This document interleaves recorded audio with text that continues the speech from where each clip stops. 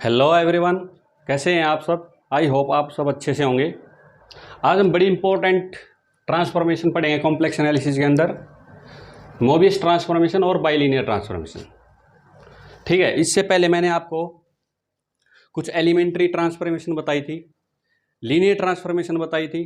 Linear transformation के अंदर से मैंने तीनों ट्रांसफॉर्मेशन एलिमेंट्री जनरेट करके दिखाई थी। वो तीनों का कम्बिनेशन है। Linear transformation is a combination of A translation, rotation and magnification. ठीक है, वो मैंने आपको पहले लेक्चर में बता दिया था। ठीक है ना। और ये जो मोबियस ट्रांसफॉर्मेशन और बाइलिनियर ट्रांसफॉर्मेशन है, W is equal to A Z plus B upon C Z plus D. A transformation of the type W is equal to A Z plus b C upon CZ plus D where A, B, C, D are complex constant is bilinear transformation. Right. Such type of transformation was first studied by Mobius. So this transformation also called Mobius transformation. Right. Mobius ने इसको study किया था सबसे पहले। Mobius was the name of scientist, was the name of mathematician. अब now देखो इसको one. अब मैं इसका नाम बता देता हूँ भाई, बाइलिनियर क्यों पड़ा इसको मल्टीप्लाई करो, इधर से cross multiply. C Z W plus में D W is equal to A Z plus B C Z W plus D W minus A Z minus B is equal to 0। Now इसका नाम रख लेते हैं 2। ठीक है ना। 2 equation both Z and W R linear. ठीक है ना। ये इक्वेशन क्या है, जेड और डब्ल्यू दोनों में क्या है, लीनियर है। ठीक है ना। ये क्या है, डिपेंडेंट वेरिएबल है। जेड कैसा है, इंडिपेंडेंट वेरिएबल, कॉम्प्लेक्स है ये। ठीक है ना। तो ये दोनों में क्या है, लीनियर है, यानी जेड और डब्ल्यू दोनों में लीनियर है। दैट्स वाई इसका नाम क्या पड़ा, बाइलिनियर ट्रांसफॉर्मेशन। क्या पड़ा नाम, बाइलिनियर ट्रांसफॉर्मेशन। और आगे मैं ये प्रूव करके दिखाऊंगा। जैसे लीनियर ट्रांसफॉर्मेशन 3 का कम्बिनेशन था, ट्रांसलेशन, मैग्निफिकेशन और रोटेशन, इसी तरह से ये जो बाइलिनियर ट्रांसफॉर्मेशन या मोबियस ट्रांसफॉर्मेशन है, ये चारों का कम्बिनेशन है। लीनियर ट्रांसफॉर्मेशन के अंदर इन्वर्जन नहीं आया था 1/z, ये इन चारों का कम्बिनेशन है। इसके अंदर 1/z ये इन्वर्जन मैपिंग भी आएगी, ट्रांसलेशन भी आएगी, रोटेशन भी आएगी और मैग्निफिकेशन, चारों की चारों आएगी। ठीक है, आगे थ्योरम प्रूव करके दिखाऊंगा। अगर भाई bilinear transformation is a combination of all 4 transformation such that translation, Mobius, translation mapping, rotation mapping, magnification और इन्वर्जन। राइट। अब देखो, अब आगे चलते हैं। अगर भाई देखो, इसके अंदर एक कंडीशन और है, क्या, अगर ए डी माइनस में b C is not equal to 0 होना चाहिए, तब ये मैपिंग डिफाइन होगी। तब ये मैपिंग क्या होगी, डिफाइन होगी। देखो इसके लिए अगर ये 0 हो जाए तो क्या होगा, 0 होने का मतलब क्या है, अगर भाई A upon C is equal to B upon D, यानी इनका ए और सी का और बी और डी का रेशियो क्या होना चाहिए, सेम होना चाहिए। देखो इसको जो मल्टीप्लाई करेंगे, देखो a D minus B c, ठीक है ना, ये क्या है, इन दोनों का रेशियो क्या होना चाहिए, सेम नहीं होना चाहिए। इसका मतलब क्या है, ये होना चाहिए। ठीक है ना, ये रेशियो सेम नहीं होना चाहिए, ये इस तरह से होना चाहिए। अगर ये सेम हो जाता है तो मान लेते हैं किसी के नंबर के इक्वल आएगा, तो के नंबर के इक्वल आएगा तो ए इक्वल टू क्या आएगा यहाँ से सी के, और बी इक्वल टू क्या आएगा D K. Now A equal to C K, B equal to D K, put in 1, W equal to, आज पुट करो सी के, ए की जगह सी के पुट कर दिया, सी के जेड प्लस में बी की जगह डी के, और अपोन में सी जेड प्लस में डी। राइट। तो यहाँ से देखो, यहाँ से के कॉमन ले लिया, सी जेड प्लस में डी और सी जेड प्लस में डी, ये कैंसिल हो गया। ठीक है ना, क्या आ गया के, यानी कि डब्ल्यू इक्वल टू क्या आएगा के क्या है कांस्टेंट, यानी कि के इक्वल टू कांस्टेंट में आ गई, यानी कि मीनिंगलेस आ गई। क्या आ गई, ये मीनिंगलेस ट्रांसफॉर्मेशन नहीं है। के को क्या है, डब्ल्यू इक्वल टू के, क्या किसको ट्रांसफर करे, किसी को भी नहीं। ये हर एक नंबर को क्या कर देगी, यानी पुट करने के लिए कोई गुंजाइश ही नहीं बची, यहाँ जेड ही नहीं है, क्या पुट करोगे। ठीक है ना, तो ये ट्रांसफॉर्मेशन नहीं रही, ये कॉन्स्टेंट फंक्शन बन गया। ठीक है ना, तो ऐसे मीनिंगलेस है ये, इसको आप ट्रांसफॉर्मेशन नहीं बोल सकते। ठीक है ना, ये ट्रांसफॉर्म करेगा ही नहीं किसी चीज़ को भी। ये हर एक जेड की कोई भी वैल्यू पुट करोगे, जेड पुट करने की गुंजाइश ही नहीं है इसके अंदर। ठीक है ना, तो इसलिए अगर ए बाई सी और बी बाई डी का अगर रेशो सेम है तो ये मैपिंग डिफाइन नहीं होगी। इसके लिए क्या कंडीशन है, A D minus B C is not equal to zero, right. Okay, अच्छा जी, A D minus B C is not equal to zero क्या बोलते हैं, determinant of the bilinear transformation, right. इसके बाद पढ़ेंगे हमें, आई होप आपको मोबियस ट्रांसफॉर्मेशन और बाइलिनियर ट्रांसफॉर्मेशन की डेफिनेशन क्लियर हो गई होगी। नाउ आगे नेक्स्ट पढ़ेंगे क्रिटिकल पॉइंट्स क्या होते हैं। इसके बाद पढ़ेंगे बच्चों क्रिटिकल पॉइंट क्या होता है। डब्ल्यू is equal to t z is equal to A Z plus B upon C Z plus D A D minus B C is not equal to zero. क्या है कि मोबियस ट्रांसफॉर्मेशन है, ठीक है। हर एक डब्ल्यू के लिए कोई ना कोई हमको जेड मिल जाएगा except Z is equal to D minus D by C, यानी कि जेड की value minus D by C put करने का मतलब है नीचे क्या हो जाएगा, डिनोमीटर में जीरो हो जाएगा। तो ये डब्ल्यू इजिकल टू मतलब इस z is equal to minus D by c, c is not equal to zero के लिए ये मैपिंग डिफाइन नहीं है, ठीक है ना। यहाँ ये डब्ल्यू क्या आ जाएगा, इन्फिनिटी आ जाएगा, राइट। नेक्स्ट आगे पढ़ते हैं, डब्ल्यू इजिकल टू क्या है, टी इनवर्स जेड है। ये क्या है यहाँ पर, T inverse Z minus W D, ये आप जानते हैं ना, इसको सोल्व कर लेंगे। यहाँ जेड के लिए इसको क्या कर लेंगे, सोल्व, जैसे इनवर्स निकालते थे, ठीक है ना।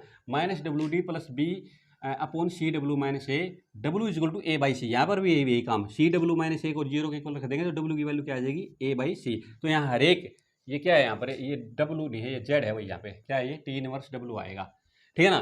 तो हर एक जेड के लिए यहाँ कोई ना कोई आपको डब्ल्यू मिल जाएगा जिसके लिए जेड क्या हो जाएगा, define, except the point A by C. A by C पर भी क्या है, जेड की वैल्यू क्या आती है, इन्फिनिटी आती है। अब यहाँ क्या क्या है भाई, देखो z is equal to minus a d by c mapped, क्या कहाँ मैप्ड हो जाएगा बताइए, ये मैप्ड हो जाएगा, मैप्ड इनटू कहाँ पर, डब्ल्यू प्लेन के अंदर है, डब्ल्यू इजिकल टू इन्फिनिटी और डब्ल्यू is equal to A by c mapped, ठीक है ना, इनटू कहाँ पर, जेड प्लेन के अंदर। ये क्या हो जाएगा, जेड इजिकल टू इन्फिनिटी में मैप हो जाएंगे, ठीक है। ओके, ये दो पॉइंट, ओके। नाउ अब क्या करेंगे, देखो डी डब्ल्यू अपॉन में डी जेड निकालो, इसका क्या कर देंगे, डेरिवेटिव कर देंगे, सी जेड प्लस में डी का होल स्क्वायर। ये क्या हो जाएगा, C Z plus D as it is, और ए जेड का क्या हो गया, ए माइनस में A Z plus B as it is, C Z का क्या हो गया, सी, ठीक है जी। इसको थोड़ा सा सिंप्लीफाई कर लो, ए सी जेड प्लस में a d a c Z plus में क्या हो गया, माइनस में हो गया वही बी सी, ठीक है ना। ये ए सी जेड से ए सी जेड कैंसिल हो गया, और अपोन में क्या है यहाँ पर सी जेड प्लस में डी का होल स्क्वायर। यहाँ से आ गया ए डी माइनस में b c, a D minus में बी सी और सी जेड प्लस डी का होल स्क्वायर। ये डिफाइन हो गया, यानी नॉट इक्वल टू जीरो आया, क्योंकि a D minus B c क्या दे रखा है बच्चों यहाँ पर, नॉट इक्वल टू जीरो, और c Z plus D zero के इक्वल हो ही नहीं सकता, ठीक है। ओके, तो यहाँ से कुल मिला के मेरे पास क्या आ गया, डी डब्ल्यू अपॉन में डी जेड, ठीक है। अब यहाँ देखो डी डब्ल्यू अपॉन में डी जेड क्या आएगा, देखो यहाँ पर क्या आएगा, अब ध्यान से सुनना है, यहीं पे खेल है सारा।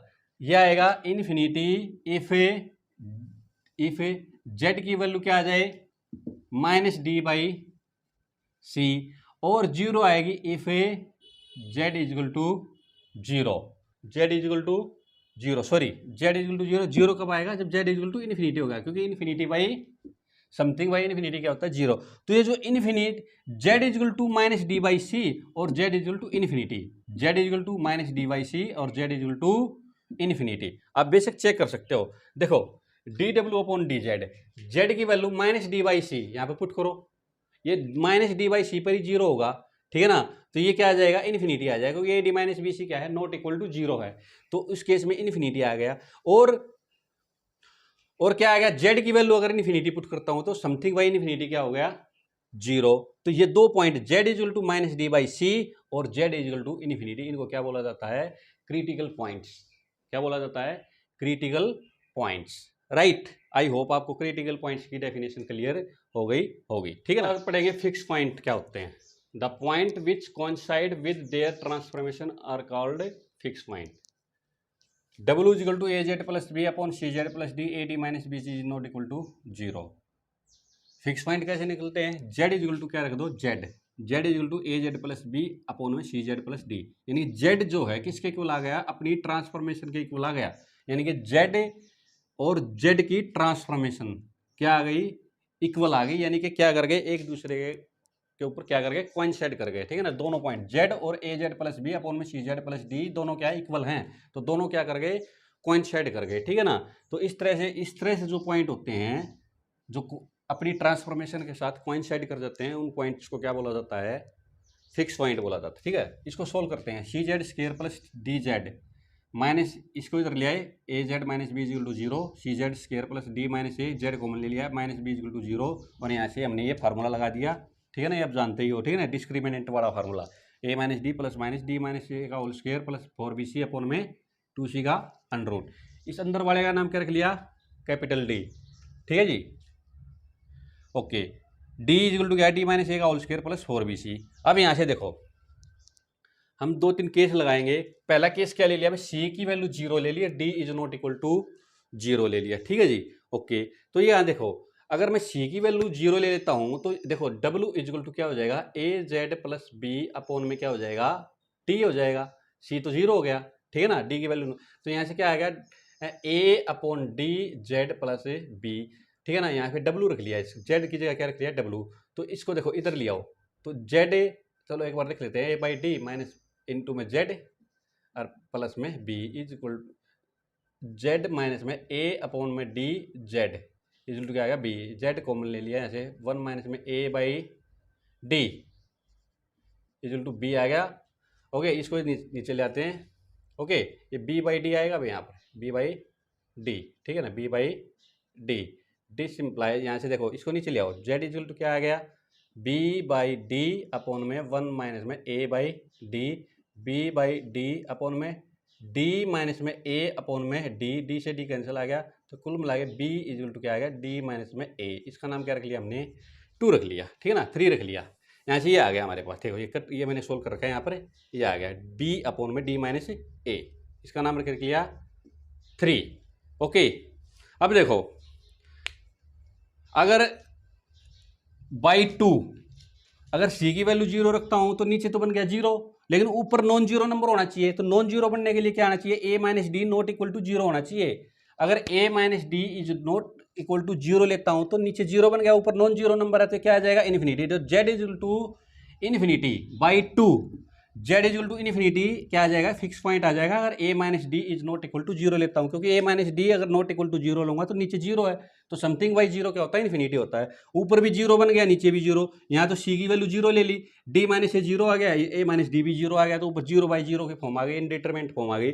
तो सी की वैल्यू अगर 0 लेता हूँ तो a minus D not equal to 0 लेता हूँ, तभी क्या आएगा, z is equal to infinity क्या आएगा, इसका आएगा फिक्स पॉइंट आ जाएगा, किसका, 2 का, ठीक है ना, 2 से इस इक्वेशन का, राइट। दूसरा केस क्या है, अगर मैं d माइनस ए की वैल्यू नॉट इक्वल टू 0 लेता हूं तो बाई 3 क्या आएगा, z is equal to B upon में d माइनस ए क्या आएगा, एक फिक्स पॉइंट आ जाएगा, और वो कैसा होगा, फाइनाइट होगा। यहाँ तो इनफाइनाइट है, यहाँ क्या होगा, इस केस में b upon d minus a क्या आ जाएगा, फाइनाइट फिक्स पॉइंट आ जाएगा, फाइनाइट फिक्स पॉइंट, ओके। अब देखो इसके बाद क्या है, c की वैल्यू अगर नॉट इक्वल टू 0 लेता हूं और a माइनस डी की वैल्यू लेता हूं तो 2 फिक्स पॉइंट आए, एक फाइनाइट एक इनफाइनाइट आ गया, और एक फाइनाइट आ गया, 2 फिक्स पॉइंट आ गए, ओके। अगर मैं a माइनस डी की वैल्यू अगर 0 ले लेता हूं, अगर a माइनस डी की वैल्यू 0 ले लेता हूं, ठीक है ना, तो देन बाई 3 तो d माइनस ए अगर 0 ले लेता हूं तो b तो क्या है, नॉन जीरो नंबर है, ठीक है ना। तो z is equal to infinity, z is equal to infinity इस केस में, किस केस में, जब a minus D is equal to 0 लेता हूं और c की वैल्यू 0 लेता हूं और a minus D is equal to 0 लेता हूं, ठीक है ना, तो यहाँ पर z is equal to infinity क्या आ गया, 1 फिक्स पॉइंट आ गया इस केस में, ठीक है ना। तो c की वैल्यू 0 लेता हूँ और a minus D not equal to 0 लेता हूँ, तो 2 पे फिक्स पॉइंट आए हैं, कौन कौन से, एक फाइनाइट एक इनफाइनाइट, और a माइनस डी की वैल्यू जो 0 लेता हूँ तो इस ट्रांसफॉर्मेशन का एक फिक्स पॉइंट आएगा, कौन सा आएगा, वो इन्फिनिटी आएगा, राइट। अब देखो मैं अलग अलग केस लाता हूँ यहाँ पर, अब इसको मैं मिटा देता हूँ, अलग अलग केस पे अलग अलग लेंगे। देखो अगर यहाँ देखो फर्स्ट c की value not equal to 0, d की वैल्यू नॉट इक्वल टू 0, तो यहाँ आ जाओ, देखो सीधे यहाँ आ जाओ, c की वैल्यू नॉट इक्वल टू 0 है, d की value b not equal to zero है तो इस केस में दो फिक्स पॉइंट है और दोनों के दोनों कैसे हैं, फाइनाइट है, ठीक है ना। A minus D plus minus under root d upon में 2c, डी और सी दोनों क्या है, नॉन जीरो हैं, तो यहाँ से दो वैल्यू आ जाएंगी, एक प्लस की आएगी एक माइनस की, ठीक है ना। तो इस केस में टू फिक्स पॉइंट है, टू फिक्स पॉइंट, ठीक है ना, बोथ फाइनाइट, बोथ फाइनाइट। दूसरा केस क्या है, सी की value not equal to zero, D zero आ गया, डी जीरो आ गया तो इसका मतलब देखो यहाँ से डी की वैल्यू अगर जीरो आ गई तो ये क्या बचेगा, ए माइनस डी अपॉन में 2c। इस केस में क्या आएगा सिर्फ only one fix point, only one fix point, और ये भी कैसा होगा, फाइनाइट होगा। कैसा होगा बच्चों, फाइनाइट होगा, ठीक है ना। मैं इसको लिख लेता हूँ फिर बार बार, अंडरूट डी।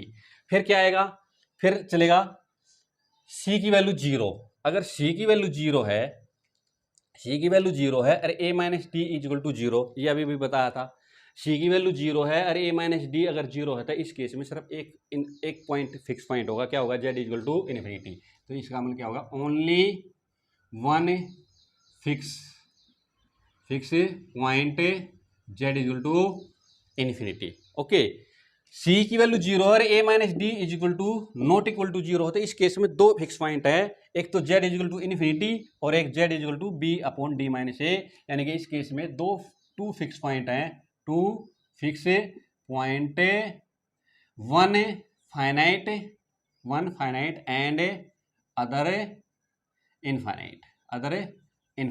देखो चार केस बने हमारे पास, पहले में दो फिक्स पॉइंट है, दोनों के दोनों फाइनाइट, दूसरे केस में एक फिक्स पॉइंट है, वो क्या है, सिर्फ फाइनाइट।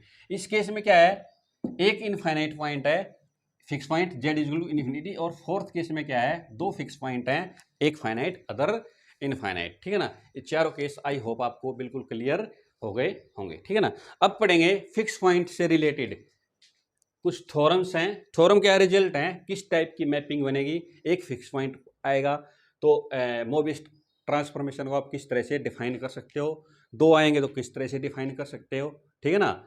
ओके, तो इस तरह के रिजल्ट पढ़ेंगे, बड़े इंपॉर्टेंट है, एक आध क्वेश्चन जरूर आता है। ओके, इसके बाद पढ़ेंगे बच्चों कुछ थ्योरम है। देखो, so that generally there are two value of z as fix point for which w is equal to z। अगर w is equal to z रखते हैं दो फिक्स वैल्यू फिक्स पॉइंट जरूर आते हैं, but there are only one if a minus d का square plus 4bc equal to zero. Four ये क्या है हमारे पास है d, ये मैंने केस करा दिया आपको, किस केस में कौन कितने फिक्स पॉइंट होंगे, ठीक है ना। दो होंगे तो दोनों केस में फाइनाइट भी हो सकते हैं, एक केस में फाइनाइट इनफाइनाइट भी हो सकता है, एक केस में इनफाइनाइट और एक केस में सिर्फ फाइनाइट, ठीक है ना। तो ये केस मैंने आपको सारे करा रखे हैं, ठीक है ना। ओके, सेकेंडली क्या है, ये इंपॉर्टेंट है, prove that if there are two distinct fix point q and r, अगर ट्रांसफॉर्मेशन के दो फिक्स पॉइंट आते हैं, ठीक है ना, दोनों के दोनों कैसे हैं, फाइनाइट होने चाहिए, कैसे होने चाहिए, finite. The transformation may be of the form w minus q upon में w माइनस में r is equal to k into में z माइनस क्यू अपॉन में z माइनस r। इस टाइप की ट्रांसफॉर्मेशन आएगी अगर q और r कैसे आते हैं, फाइनाइट फिक्स पॉइंट आते हैं। तीसरा क्या है, so that if there is only one fix point, ठीक है ना, फाइनाइट, ये फाइनाइट अंडरस्टूड है, अगर इनफाइनाइट होगा तो वो डिफाइन करेगा आपको, ठीक है। अगर से q then the transformation may be of the form 1 by w minus q is equal to 1 by z minus q plus में k, कोई को फाइनाइट नंबर इस तरह से डिफाइन होगी अगर एक फिक्स पॉइंट होगा तो। अब क्या है, so that if there is only one finite fix point p, एक तो फाइनाइट हो एंड अदर फिक्स पॉइंट कैसा हो, इन्फिनिटी हो, ठीक है ना, then the transformation may be of the form w minus में p is equal to k into में z माइनस में p। इन्फिनिटी को हम डिफाइन करेंगे ही नहीं, ठीक है, ओनली p पर क्या निकाल देंगे, ये इस तरह की ट्रांसफॉर्मेशन हमें निकाल लेंगे, ठीक है ना। ओके, नेक्स्ट पढ़ते हैं, कुछ और कंडीशन है, जैसे पैराबोलिक है, लोगोड्रोमिक है या हाइपरबोलिक है, इस टाइप की भी ट्रांसफॉर्मेशन होती है, तो उस केस में भी हम निकाल लेते हैं कि किस तरह की ट्रांसफॉर्मेशन लोगोड्रोमिक होगी, हाइपरबोलिक होगी या पैराबोलिक होगी, right. Nature of Mobius transformation, a Mobius transformation with one fixed point z naught is called parabolic and is expressible। इसके बाद पढ़ते हैं नेचर ऑफ मोबियस ट्रांसफॉर्मेशन। देखो, a Mobius transformation with one fixed point z naught is called parabolic and is expressible as 1 by w minus z naught is equal to 1 by z minus z naught plus h if z naught is not equal to infinity. z naught is not equal to infinity का मतलब z naught कैसा होना चाहिए, finite होना चाहिए. तो इस case में अगर एक फिक्स पॉइंट है और फाइनाइट है तो उस केस में इस तरह से ट्रांसफॉर्मेशन डिफाइन होगी, 1 बाई डब्ल्यू minus z naught is equal to 1 by z minus z naught plus h. और अगर जेड नॉट इन्फिनिटी है, ठीक है ना, तो W इज इक्वल टू कैसे आएगा, Z plus h only, right. Okay, second क्या है, a mobius transformation with two distinct fix point Z1 and Z2 is expressible as W minus Z1 upon में W minus Z2 is equal to K into में Z minus Z naught upon में Z minus Z2 if Z1 Z2 not equal to infinity. दोनों के दोनों finite हो. अगर इनमें से एक इनफाइनाइट है, Z2 अगर इन्फिनिटी है तो यहाँ से Z2 का क्या करते हैं, हटा देंगे, तो W माइनस में Z1 is equal to K into में Z माइनस Z1 आ जाएगा, राइट.